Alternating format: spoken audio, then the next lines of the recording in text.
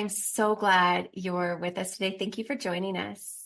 Thank you for having me. I really am so excited to be here. I appreciate everything. It's good. I already know just from pre-show what a great conversation this is going to be. So we were in the conversation. I'm like, oh my gosh, I have to stop because I have to record what you're saying. Yes, I know. It's one of those things where I can just start going and we just start rolling and it's all natural and it's coming out, but we need to hit the record button. So here we are. Hold on here. So before we kind of get into the gist of everything, which we're just going to have a beautiful organic conversation and see what comes up. I really want the listeners to hear your story, like from where you were to where you are now and how you got into what you're doing. So can you kind of give us a little background and kind of give us some container on who you are? Yeah. Hi, everyone. My name is Kirsten. I'm so happy to be here with you, whether you're watching or listening. So a little bit about my story. I came from a very traditional family. I came from a family that really valued kind of the traditional things. You go and get your education, you get married, you have children, you buy the home, and you check all the boxes and all the things. And I was the firstborn. I came from a long lineage of attorneys. So I'm a fourth generation attorney. And so as the firstborn grandchild, as the firstborn child, I struggled to find my way in life and ultimately feeling like I didn't have guidance. I did what my family did. And so I followed the steps of my parents, my grandparents, their parents. And so I ended up going to law school and business school, and I went the traditional route. I did the things that was kind of taught to expect I should be doing in life and was told those things are going to make you happy. Those are the things that are going to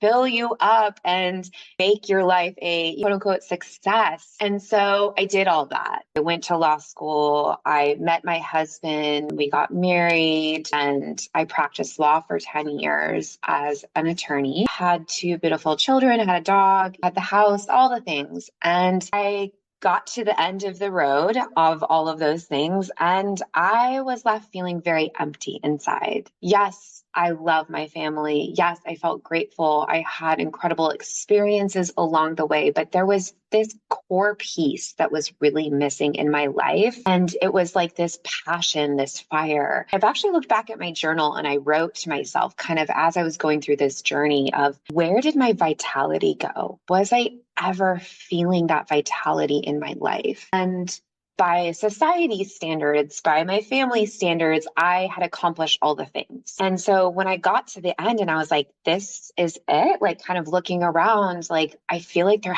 has to be more. There has to be more. Like I'm in my 30s and I'm supposed to live ideally for many more decades. And I've gotten to the check the box moment. Where is the rest of it? And so 2020 really put things in perspective, I think, for a lot of different people. For me, my job got put on hold. I don't think that the universe could have screamed at me any louder to give me the opportunity to truly pause and put a hold on everything that was happening in my professional life, to really reflect on how I arrived at that place in my life. How did I arrive here? And forced me to really kind of dig into my life story. It really made me look back at my childhood and understand why I made the decisions that I made and the sequence of events that led me to that point, and realize that I had been making so many choices to make other people happy. I had that first, again, that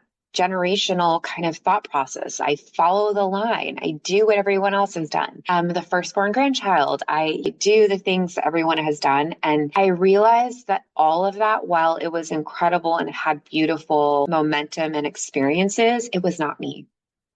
It was not me. It was other people. I was trying to make them happy, and I wasn't making myself happy. I wasn't filling up my soul. So that is really what sparked like this self-discovery journey. And I was just on a self-discovery like mission, trying to understand myself again, trying to heal myself. And it's like little breadcrumbs. They just start popping up and you start following. And ultimately, I kind of I came here to be a professional intuitive. There's a lot of in between, but I don't want to eat up all of our time talking about Oh my my gosh. story. No, it's perfect because I really do believe, Kirsten, that so many of us can relate to that. I mean, that's my story. I went in the same industry as my parents and I had all the things and got there and I was like, I don't want any of this. Or I want some of it. Some of it's good, but it's like you said, that fire, that passion. And it's, I mean, simply put, I think it's your purpose. It's like what is really fueling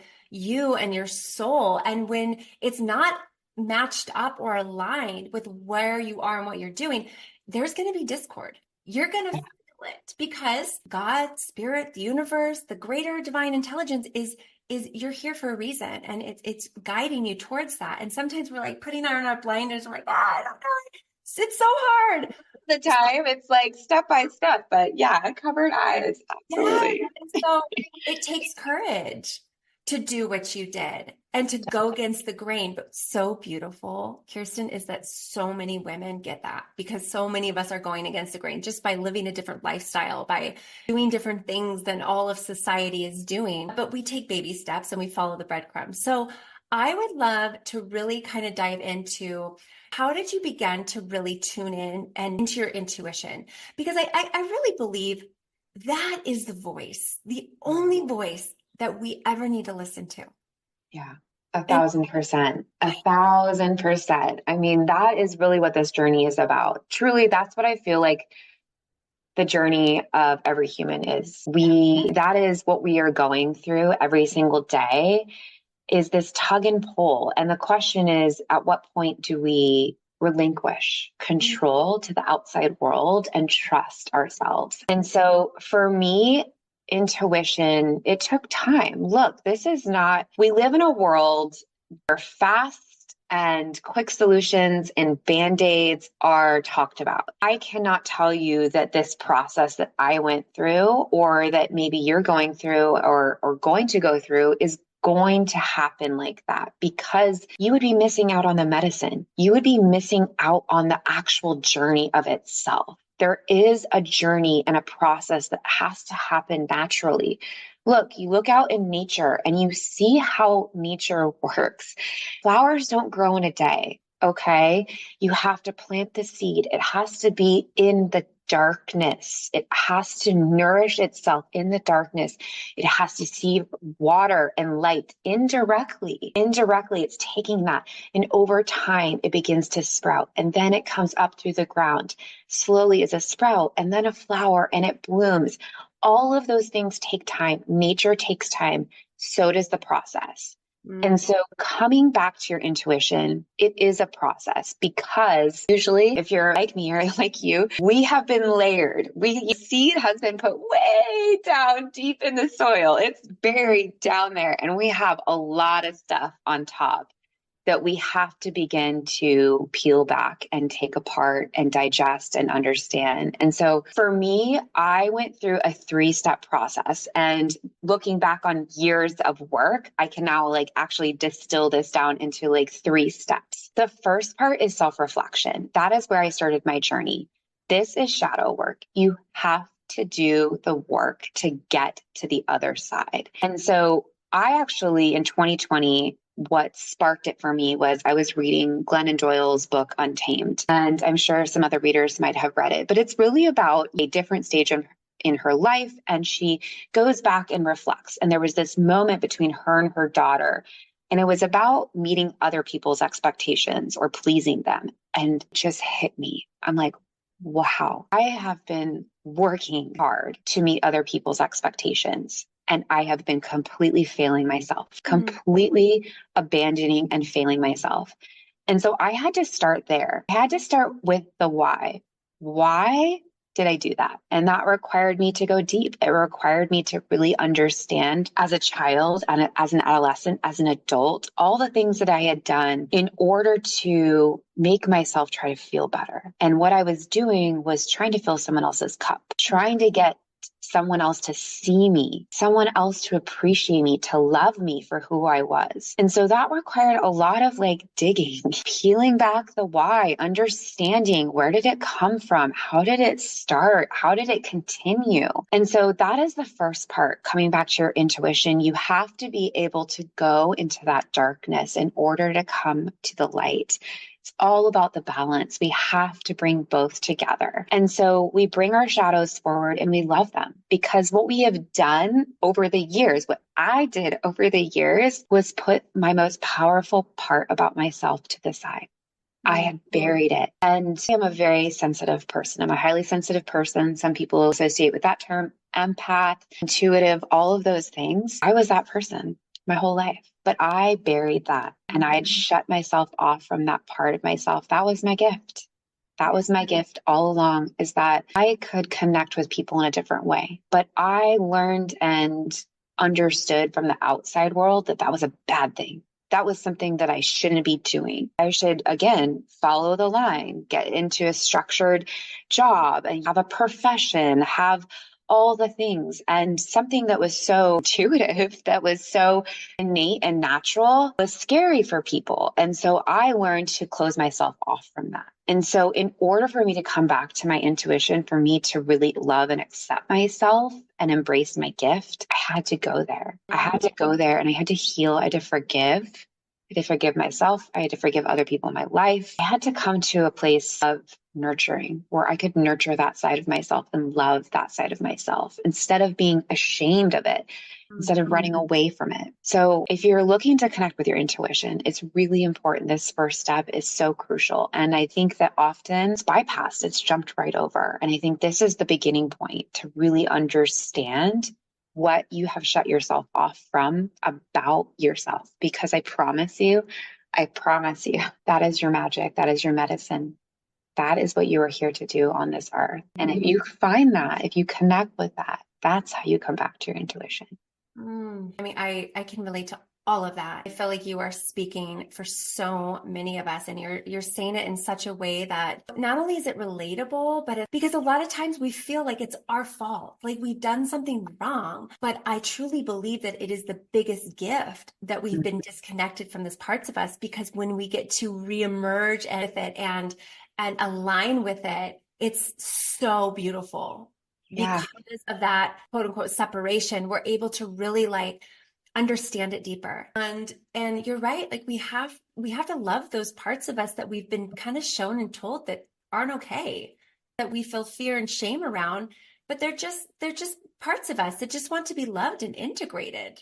Absolutely. And I think that that is such a huge piece in my motherhood journey, because so much of my wounding was around my childhood. And so I carried that with me. I carried that my whole life. And then I became a mother and it was like, whoa, cannot run from this anymore, because No. course, the universe gifted me with some of the most emotional, intuitive, empathic children. So once again, here you are. It's like you can run and hide for some amount of time. We all do. But I promise you, the longer you do it, the universe will find more ways to bring it forward in front of you. And that's what motherhood did for me. And so really, that has been a huge part of my healing journey as a person, but also as a mother. Because for me to show up for my children and support them, I had to learn to support myself. I had to see myself through them. I had to see them as me. I had to reparent myself and love myself. And I can tell you that has been one of the greatest challenges for me in motherhood, is that piece of self-reflection as a parent, as you're actively parenting your child and you are being all those old wounds and those pains and hurts are being brought to the surface, and having to love myself in that moment, be the parent to myself and be the parent to my child. And so showing up for them the way that I needed to have someone else show up for me, that has been such a huge part of my healing journey. So that really is that is the biggest kind of probably biggest component to coming back to your intuition, is that healing piece, that shadow piece that we have to work on. And children truly do, like, they're just our mirrors. Oh, they call you out like that. They do. They're like, bam. And I'm like, wow, that took me 10 years to get to that place. I know. You've been here for a hot minute and you just called me out. Okay. Yeah, absolutely. You are right. I love that. Yeah, it's motherhood is such a beautiful opportunity to heal. And we haven't been taught that. We don't really know until we're actually in it. It takes so much courage to be a mother and really to Yeah. heal in motherhood, to heal Yes. in is like, Yes. oh, I mean, true warriors, mothers. We are warriors. You are courageous every single day. You are courageous. yeah. Yeah, it takes so much courage to be self-reflective and to break the cycle, to break those wounds. I don't want to pass my wounds on to my children. You know, Yeah. they're going to have theirs. We all need something to grow through, to grow from, and to learn from. And at the same time, it's like I love what you said is like, you have to be your own parent. I really believe that is you have to like really tap into that compassionate, loving, infinite part of yourself, which I believe is an intuition, and be held by that and be parented by that. Because most likely most of us did not have parents like that. They were just passing down what they learned, and that were passed down what they learned. And it just goes back into the beginning of time. I don't know.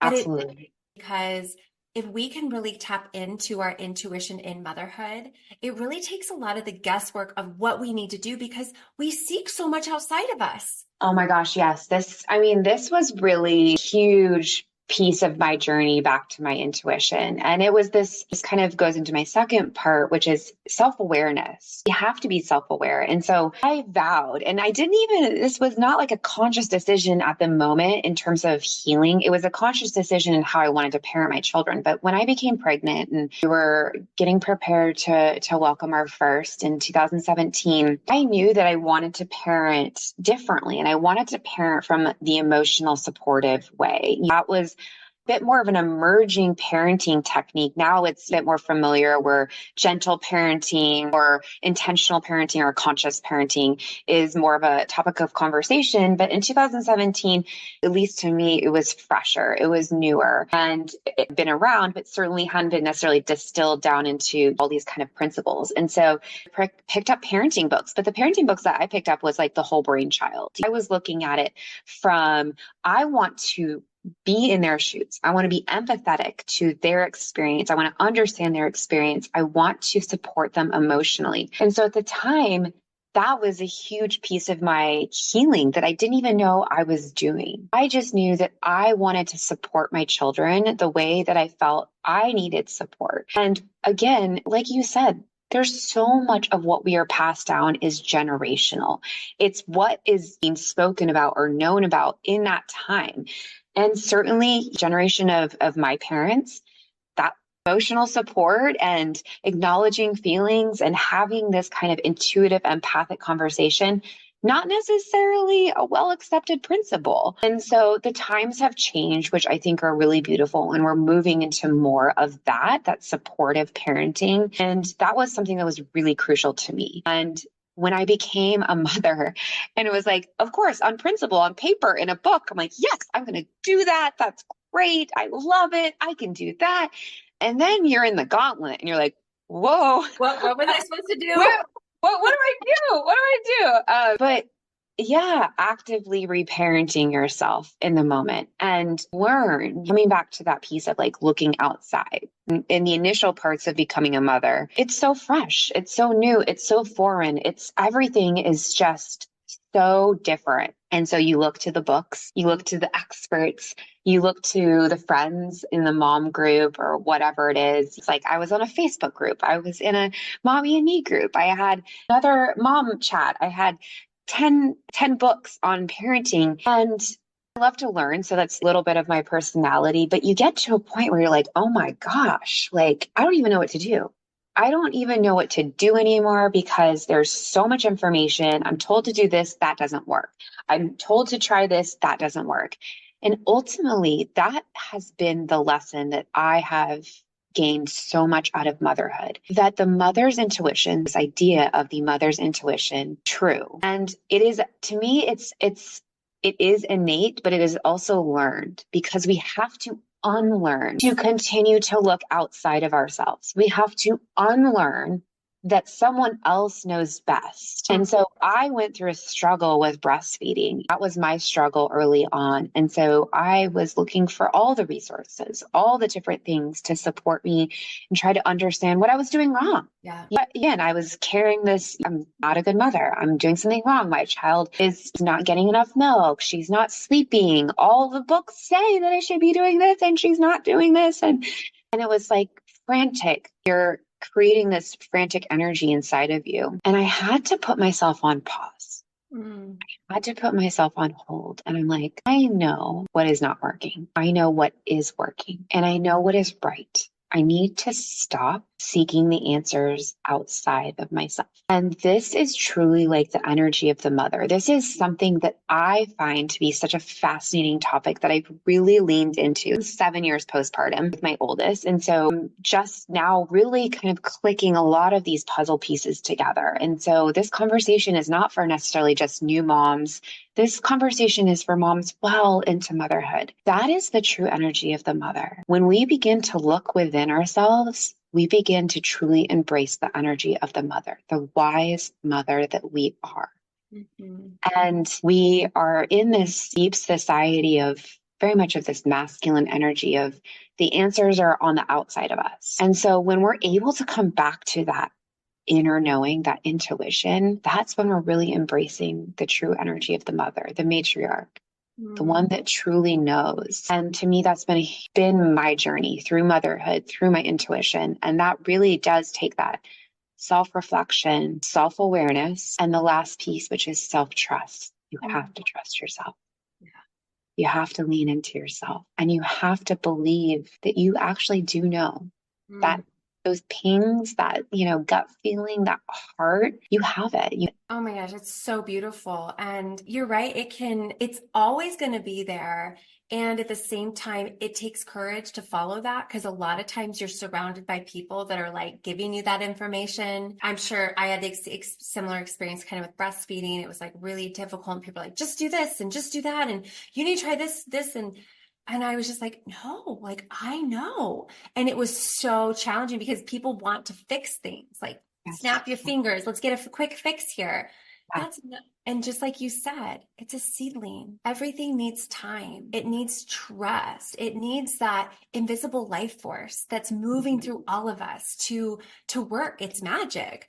And we're just like, come on, hurry up, grow, little seedling. But I think that we can take that to our intuition, to our self-reflection, to our awareness and our self-awareness. And it's really about how are we bringing these ideas to fruition. And I think you've said it in so many ways. It's like pausing, just putting it down. Motherhood is filled with chaos. Look, we all know that motherhood is filled with chaos. And that's why it's truly the experience. I was reminded the past couple of weeks that not everybody's a mom. Not everybody is a mother. Not everybody has this experience. And there's something really special, intimate, and deeply rich about motherhood, that there are people out there that are learning to meditate. And meditation is really about tuning out chaos, right? And they're not a mother. They don't have children. And that takes a long time to get to that place. Well, let me tell you, every day in motherhood, we're faced with chaos. Yeah. Every day. And there's a fire drill every 5 seconds. And so in motherhood, we are being forced and shown that we have the opportunity to be grounded in ourselves in order to work with the chaos that might be happening around us.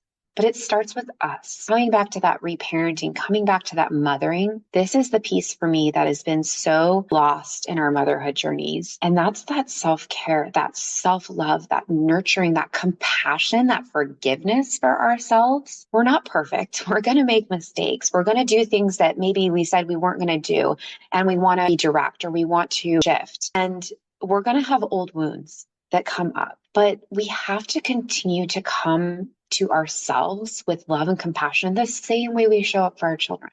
Yeah.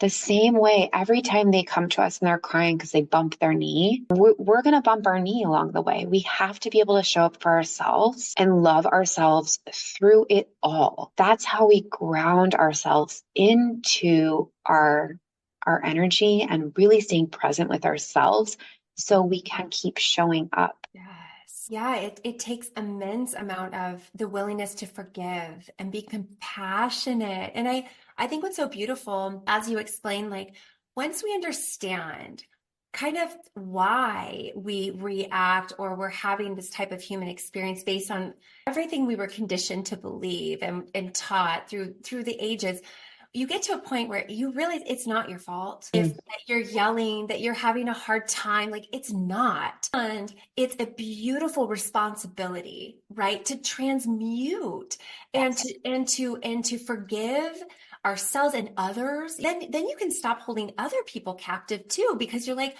they got it too. We all have these belief systems that are obsolete, they're outdated. And now, because I really do believe we are moving into a new level of consciousness, the world is waking up. And this is why I'm so passionate to be in the motherhood space, because we're raising the next generation. It's everything, right? Like Everything. And it's everything. Like we are the way showers. Yes. And it's such an honor to be that. And it's like we don't come here for easy. Like we come here for the challenge. We come here for that. And we have to remember that, because Absolutely. we're asleep. And so now we're waking up. And so yeah, I really relate to what you're saying. And I feel like there's so much in parallel in your healing and in your awakening. And I really know a lot of other mothers are on this journey too. So yeah, softness, being more gentle with yourself. And it doesn't mean like the people pleasing, like that's not being gentle on yourself, sacrificing yourself. No. So motherhood to me is not sacrifice, it's servitude. And look, a lot of people have different kind of feelings or connotations, but we are leaders, okay? We are leaders. And how do we lead? We lead through embodiment. That's how we show up and lead the next generation. And so it's absolutely important for you to know that you are important. You are the sun in the universe of your child. If there is no sun, there is no light, there is no life. Let's remember that. We are the suns. We need to nurture ourselves. We need to love ourselves. And when we do that, we can see motherhood from a different lens. We can truly show up in that servitude, that leadership role, not sacrifice. This is not about laying down and sacrificing yourself. This is about nurturing and loving yourself so you can show your children how to do the same thing. That is, to me, is what is so important about motherhood. And look, I'm not going to lie, the modern world is challenging. It is very hard. Motherhood is not made easy in this modern world.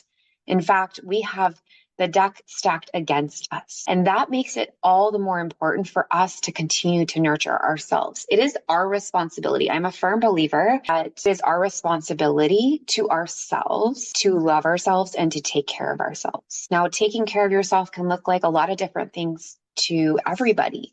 For me, the things that I love that fill my cup are yoga, spending time in nature, just quiet time, reflecting in my journal.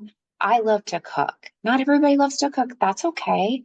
I love to cook. To me, it's my creative. It's how I'm able to create something and put creative energy out into the world. I love that. That's like sacral energy that brings it up for me. But you have to find you. That's that self-awareness piece. Like you have to understand what works for you. Maybe it's swimming. Maybe it's running. Maybe it's taking a nap. Rest. Okay. These are the things that I show my children. I'm a firm believer that leadership comes from embodiment. And so my kids know I'm going to go take a bath. I'm going to go take a bath. I'm not saying they can't come in and talk to me and whatnot. Certainly it would be nice sometimes to have quiet bath time. But the reality is that it is now part of our conversation, our dynamic. My kids watch me journal. My kids watch me cleanse, sage our house. My kids watch me take a nap. This is how we show them, how we lead them, nurture and love themselves. Because I can tell you the outside world is going to tell them all the opposite things. Yeah, So absolutely. I want to equip my children with these tools that I have learned to give to myself. Yeah, it's beautiful. It's so beautiful. And I feel like we might be the same person. This is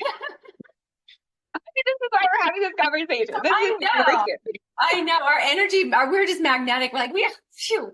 All right. I so relate to everything you said. So before we wrap it up, we have to know the thirds, right? Because you've talked about the first one was self-reflection, the second Yep. self-awareness, and we've had such beautiful conversation around everything. But I want to wrap that up just so that nobody's lingering and an loop needs to be closed. Yep, that's right. I'm human design. I'm a 1-3 manifesting generator, and closure is Me it's too. something for everybody. So the last piece is self-trust. And really, I'm a firm believer that we're all born intuitive.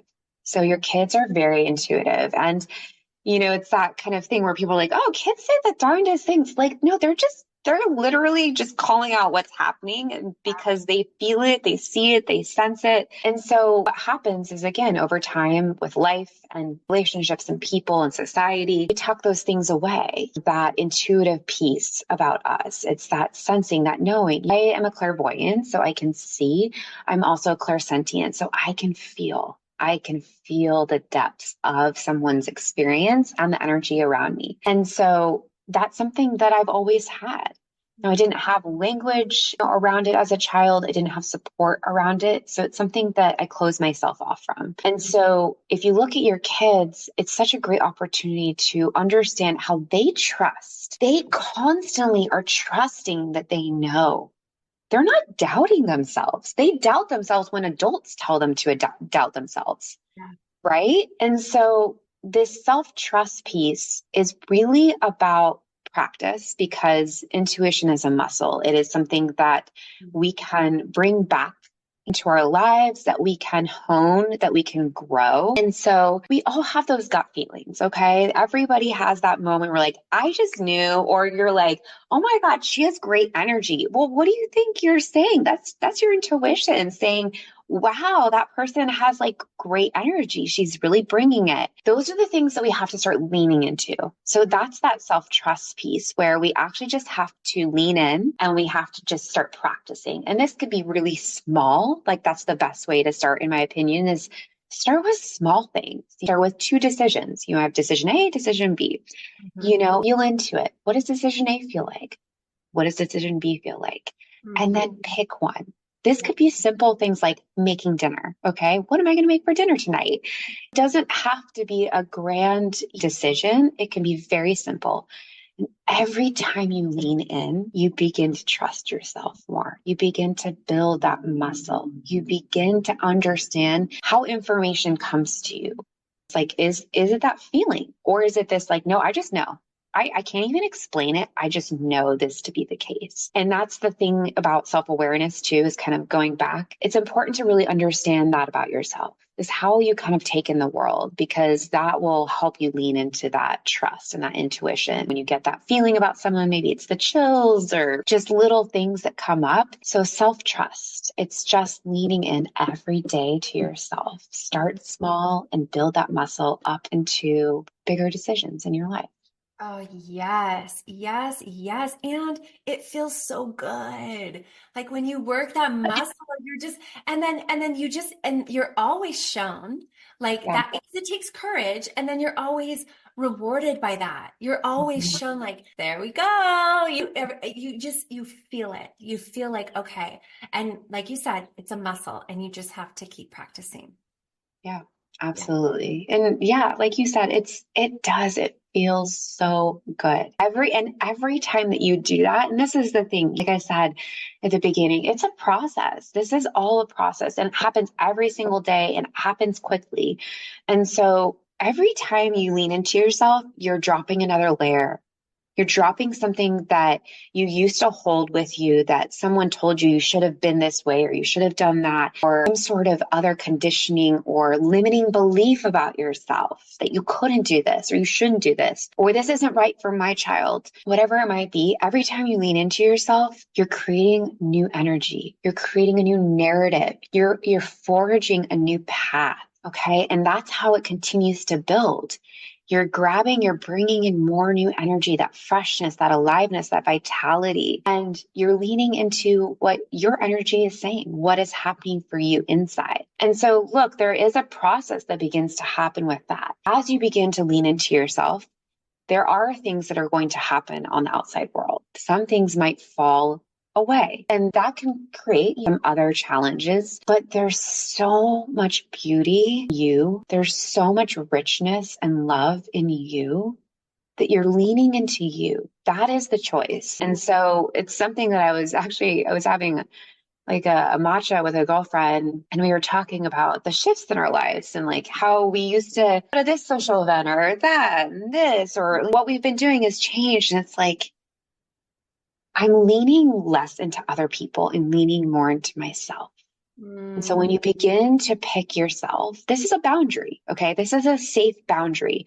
But when you begin to choose yourself, there are going to be things that change. Yeah. But you are going to begin to feel alive in a different way. You are going to feel like yourself. You're going to see yourself come alive. So if you ask me 3 years ago, would I decide to go to yoga or would I decide to go to dinner? I might go to dinner. Today, I want to go to yoga and a sound bath and go to bed at 8:30.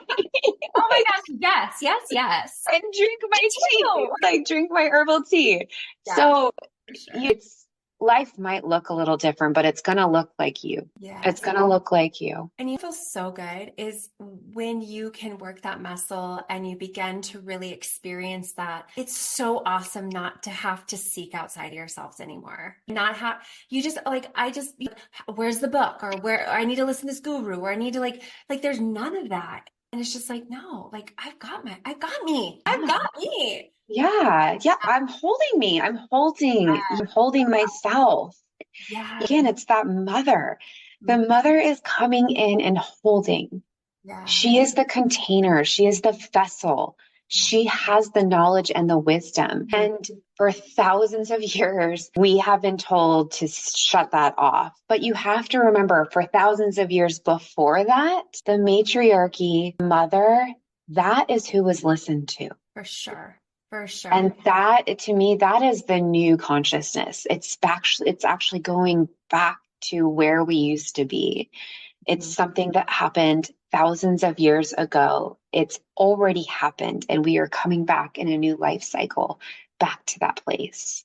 So coming back to yourself, that mother, that energy of knowing within, that is the energy of the mother. That is something that I like to talk about too, is the external world, society really wants to keep us in this maidenhood. Okay. The maiden is a beautiful person, and it's really important that we all go through this. Well, we are learning. We are learning from other people. We're experiencing life. We're out there. We're grand. We're traveling. We're doing all of the consuming, but there's a shift that's necessary when we become mothers. Now, it might not happen, when the physical act happens, but at some point in your motherhood journey, it's going to happen where you shift to stop looking outside. You stop being the maiden and you shift into the mother. This is our natural progression. This is the cycle that we are meant to be on. So the more you lean into yourself, the more you are leaning into the rhythm of life and nature and what is already happening for you, whether you understand all of it or not, it is happening for you. So leaning into that mother is really where I am. It's where I am, and it's where so many of us are. I feel it. I feel this divine feminine. It's emerging within all of us, and it takes courage, like I keep saying, and it takes the willingness to show up for ourselves and do the work that we're here to do. Oh my goodness, we're almost out of time, but Oh my gosh, Kirsten, first of all, where can our listeners find you if they want more of your beautiful energy? Tell us a little bit how you serve, and I'll make sure that all the links, especially to your website, whether it's your Instagram, wherever you want, I'll make sure that they're in our show notes. Yeah, so you can find me on the gram. I'm there just like most people. So my handle's at _soulbabe. And then my website is soulbabe.com.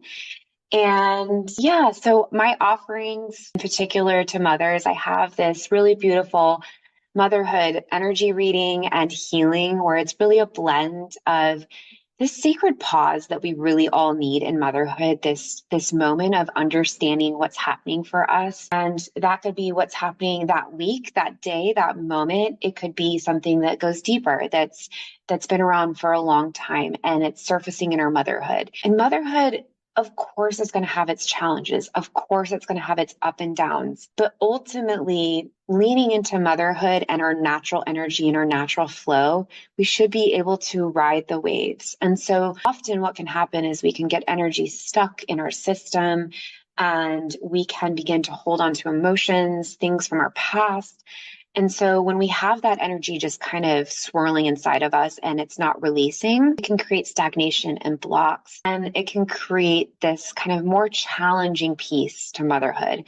And so as part of the reading, we also do this healing, this release, this energetic release. So I'm an intuitive coach, a soul reader, and a Reiki master. And so this energy healing really is a blend of energy healing and Reiki, where we're able to focus on any sort of blocks in your chakras and anything that just needs to be let go. You can really step into motherhood, love it for its beauty and for its challenges, because yes, it has both. And so that's an offer I have for mothers. I really love working with mother. I am a mom, if I didn't say that already. I am a mom of 2 little girls. I have a 7-year-old and a 6-year-old, and I know what you're going through. I know what it looks like. I feel it. I'm in it.